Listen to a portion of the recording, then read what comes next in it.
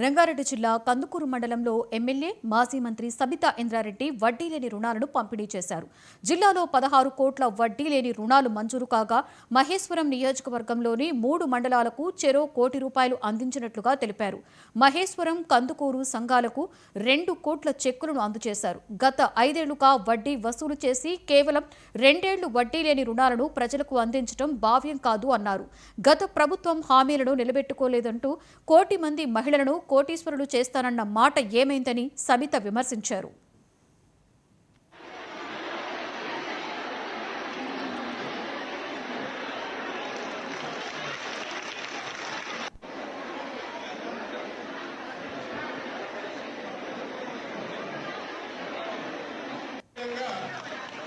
విశిష్ట అతిథి సేవల్లో ఎంపీ కొండా విశ్వేశ్వర సార్ కూడా మనము ఎమ్మెల్సీ శ్రీ పట్నం మహేందర్ రెడ్డి గారు